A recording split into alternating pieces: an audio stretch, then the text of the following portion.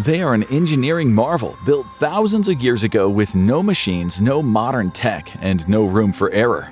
You've probably heard the wild theories, aliens, time travelers, or lost ancient technology. But what if the real story is even more incredible? How did workers move multi-ton stones and align massive structures with precision? We're breaking it all down brick by brick on today's episode of the Infographics Show and explaining how the Egyptian pyramids were actually built.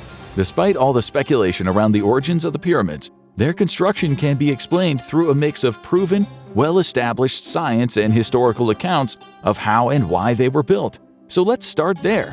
Why did the ancient Egyptian pharaohs feel the need to have gigantic triangular structures built in the middle of the desert? Well, to use a modern term, they were flexing. You know how rich YouTubers will buy the biggest, most expensive homes they possibly can and then show them off to their audience? Well, the pharaohs did the exact same thing, except they had the pyramids built from the ground up. Then there was the other key difference. The pyramids weren't for living in. They were for, well, the opposite. Instead of being a way to show off their wealth and status while they were alive, pharaohs wanted to leave this world with a reminder of just how hard they were balling. They wanted to make sure that even after they were long gone, no one would ever question who was top dog. Not every ruler of Egypt was lucky enough to be remembered as one of history's biggest alphas. In fact, only 3 kings earned the honor of a Giza pyramid. The oldest of these royal tombs was built for Pharaoh Khufu, the second king of the 4th dynasty. His tomb, referred to as the Great Pyramid, started construction circa 2550 BC and is also the biggest of the 3. But historians assure us that he wasn't compensating for anything. It's estimated to consist of a little over 2 million individual stone blocks, each one weighing between 2.5 to 15 tons on average.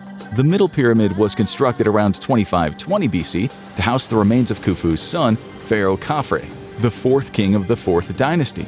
His burial grounds also included a monument of a being with the body of a lion and the head of the pharaoh himself, or the Sphinx.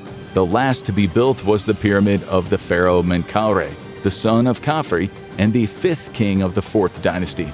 Menkaure's pyramid might be the smallest of the main 3, but it came with an entire complex, 2 temples connected by a causeway, plus 3 smaller pyramids likely built for his queens. Not to fixate on comparing sizes too much, but Khufu's is just over 480 feet tall. Khafre's pyramid was originally around 10 feet shorter at just over 470 feet. Meanwhile, Menkaure's measures at 215 feet tall. Historians have long debated what the pyramids were actually meant to represent. Surely a big mausoleum works just as well to commemorate a dead pharaoh, so why build a pyramid? As well as memorializing the life and the status of 3 of Egypt's kings, it's thought that the shape of these funerary sites were believed to function as a stairway for the pharaoh's Ka, or their soul, to reach the heavens. There's also long been a fringe archaeological theory that the 3 main pyramids in the Giza complex were intentionally built to mirror the 3 stars of Orion's belt. While that has been widely debunked, we'll get more to the exact alignment of the pyramids a little bit later. There might be no evidence that they were built to mimic the stars, but somehow all 4 faces are pointing north, south, east, and west. As to why they were built, it's simple. They're tombs for 3 dead rich rulers. But when we take a closer look at how exactly the pyramids were constructed and who actually built them, that's where things start to get real interesting. Let's start out with the who. The reductive answer often given is that slaves were the ones who built the pyramids. It's not hard to see how someone could preemptively jump to a conclusion like that. The pharaohs did own slaves, and constructing the pyramids would have required a significantly sized labor force. But slave labor might not have been responsible for the creation of the pyramids. It's still widely debated given the scarcity of ancient records, but there is actually plenty of evidence to suggest the pyramids were constructed by the hands of paid workers. These were highly organized crews, provided with food, shelter, and medical care as they carried out this massive undertaking in rotating shifts. The pyramids weren't built as solitary monuments to house dead pharaohs. They were large parts of complexes that spanned several acres of land, including other buildings like temples, chapels, as well as other tombs and funerary sites. And it's for that reason that archaeologists aren't just concerned with unearthing what's inside or under the pyramids themselves, but what we can learn about them from findings made around these structures. There's been evidence uncovered on some digs that seem to suggest the workers responsible for the task of building the pyramids lived in a nearby temporary city, around 17 acres of sprawling camps where this highly organized community would have stayed. Remains of bakeries and small animal bones seem to indicate that they were well fed. after their hard work of shifting heavy blocks of stone. And we have more on how they managed that coming up. Some of the earliest historical accounts of the construction of the pyramids actually come from the writings of ancient Greek historians like Herodotus. According to him, the Great Pyramid, that's Pharaoh Khufu's afterlife bachelor pad, took around 20 years to be completed. It required the labor of around 100,000 workers to put the whole monument together, each employed for 3 months out of the year. That seems like a pretty realistic figure. We're working with the assumption that these weren't just poorly treated and malnourished slaves, but they were actually hardened and physically able agricultural workers, and that's possible that building the pyramids might have even been something of a second job for the workforce. Some of them might have also been primarily farming during harvest seasons and then working on the pyramids during the times of the year when fewer hands were needed in the fields. Despite 100,000 men all built for labor, it still took 20 years to build the Great Pyramid. What if there were even less workers and they still managed to complete the project in the same amount of time? By the late 20th century, archaeologists had found evidence that a smaller workforce might well have been inhabiting the temporary sites surrounding the pyramid. It's been suggested that they weren't working on construction on any seasonal basis, but they were permanently assigned to the pyramids. It's thought that as few as 20,000 workers were given the task, along with the support of other personnel, like priests, bakers, and other food vendors, keeping them all fed. There were also physicians to treat any potential illness or injuries that might have occurred while working on the pyramid site. It's also thought that other communities from across Egypt might have contributed additional workers to assist with the building, along with delivering food and other essentials. In a way, the project to immortalize their rulers through these monuments became a nationwide effort for everyone in Egypt. According to records found written in ancient papyri, among those assisting those building the pyramids were boatmen. They would use the Nile and a network of artificial waterways to transport building materials, as well as bringing livestock up from the farms near the Nile Delta in order to sustain the workers. So that is our labor force, a collective of several thousand builders. Now let's check out what they're working with. Even among the actual scientists, engineers, and archaeologists, there's still a lot of speculation about how exactly the pyramids were built. But that is where looking at all the materials and tools used by the ancient Egyptians can shed some light on a lot of those unanswered questions. In particular, the Egyptians had developed copper tools like chisels, saws, and even drills that could have all been used to cut the stone. Not all types of stone, though. In fact, not even all types of the stone used while constructing the pyramids. Take the granite that's used for the walls of the pharaoh's burial chamber, for example. Granite, being a much harder stone, would have made it tough to work with, but something like limestone would have been easier to cut through and shape. Most of the stone used in the Giza pyramids was quarried nearby, on the Giza Plateau, and this is not what was used to make the huge blocks that form the outer casing of the pyramid. Not all of the limestone was locally sourced. Some of it had to be brought across the Nile from Tura, and this is where the boatmen came in. The building materials they brought included limestone from the Tura quarries, timber from Lebanon, and plenty of copper cutting tools from the Sinai Peninsula. The boatmen were also responsible for bringing in the granite that cased the rooms inside the pyramids, the harder stone being sourced from Aswan. They would even time the transportation of these essential materials around the flooding season to avoid any potential hiccups that could delay construction. These materials, in particular the limestone, would be chiseled into blocks by stonemasons using copper tools at the quarries, and then taken over to the build site to be added to the pyramid. There are actually markers left on some of the blocks by these quarry workers, which give the names of specific work gangs that helped in construction, almost like a signature or a graffiti tag. There were likely a number of crews who worked part-time to assist the stonemasons and the other more skilled workers who carved the stone all year round. So we now know who was on the ground building the pyramids and where they got their building materials from. So what did the actual construction process look like? Just like with any building, the first phase is to choose a suitable spot. Giza wasn't just an area the pharaohs liked the look of or pointed randomly to on a map. It was specifically chosen as the most suitable site for the Great Pyramid and the other two subsequent ones. There were special criteria that the location needed to have. In particular, it had to be on the western side of the Nile.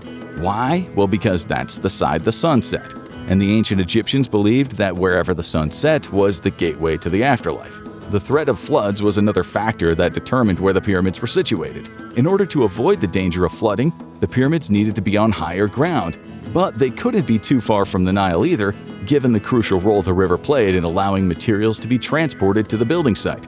Distance was also an important factor to the pharaohs themselves, since construction of their burial chambers was underway while they were alive. The pyramids couldn't be built too far from their palaces. After all, no king wants a long commute just to inspect the site of his own tomb. That site would also need to be strong enough to support the weight of the pyramids too. Remember, there were over 2 million blocks making up the Great Pyramid. Building it on nothing but sand would make the structure dangerously unsafe. Luckily, Giza's desert plateau had a firm rock base that was more than capable of holding the enormous weight that was soon to be built atop it. But it wasn't just the case of picking a good spot and getting started. The site first needed to be adequately prepped. Next up, Phase 2, getting the site ready for building.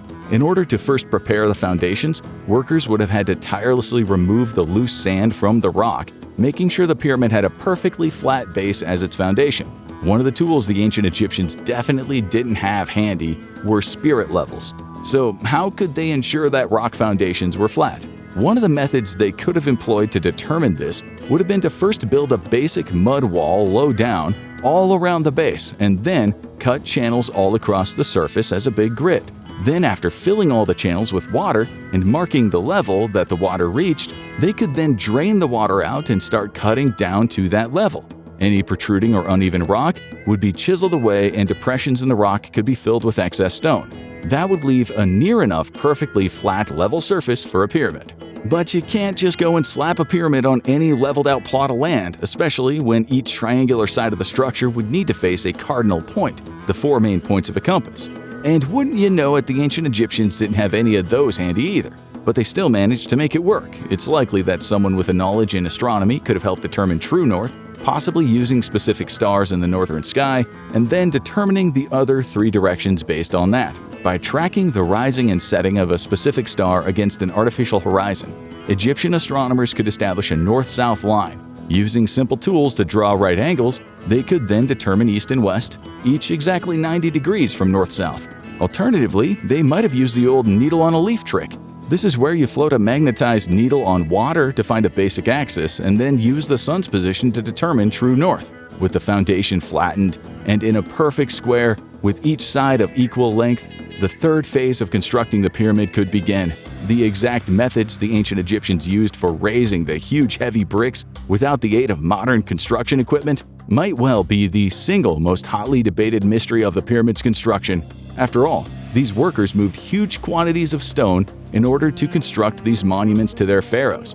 But that doesn't mean that they had help from aliens. One of the more plausible explanations is that the workers created a sloping embankment of brick, earth, and sand that they then increased in height and length as the pyramid rose, essentially creating a gradual incline that could be swept away when they were all done. Granite and limestone blocks were likely hauled up embankments using sledges or rollers, a method we know was used thanks to tomb paintings that show workers transporting heavy loads this way. Just as tomb art reveals burial customs and rituals, it also shows laborers moving massive statues on sledges, a technique easily adapted to pyramid construction. To make the job easier, they likely wetted the ground with water or mud, reducing friction and making it possible to drag the enormous stones. Of course, that would mean that this ramp structure would have to be as big as the pyramid itself in order for workers to reach the topmost levels. But no trace of any such structure has ever been found at any archaeological digs near any of the pyramids.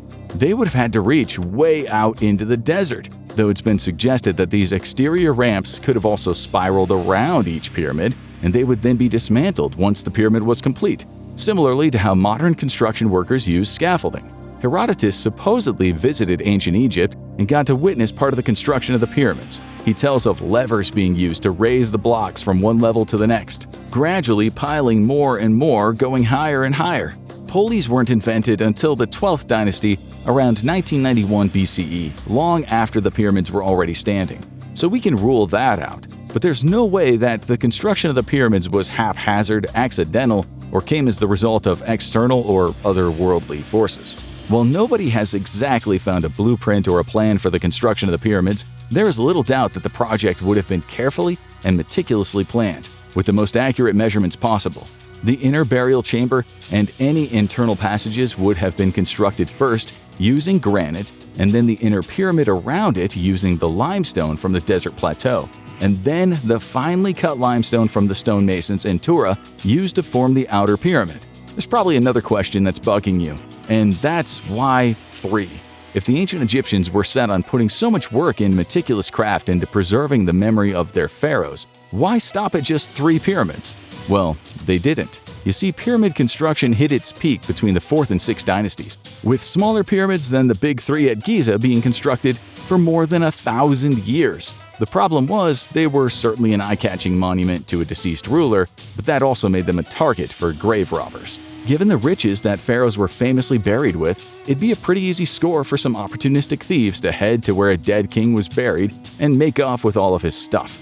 After all, no need to search around the ground to find out where he's buried, just head for the nearest pyramid. While a number of mummified remains have been uncovered by modern archaeologists, it is clear that the pyramids didn't actually provide any protection for the bodies of the dead pharaohs. And it's for that reason that many later kings of Egypt were instead buried in hidden tombs, some that were cut into cliffs to avoid being plundered. Although they might not have protected ancient Egypt's dead from the living, the existence of the pyramids, especially the Big 3 in Giza, have allowed the 3 pharaohs to achieve as close to immortality as humanly possible. Their names and histories have been preserved and kept alive for thousands of years up to the present day, and that is in no small part thanks to the ingenuity of the workers who built the pyramids. It's hard to overstate just how advanced those monuments were. Even by modern construction standards, few things compare to thousands of workers using every bit of knowledge they had to stack massive stones into towering structures.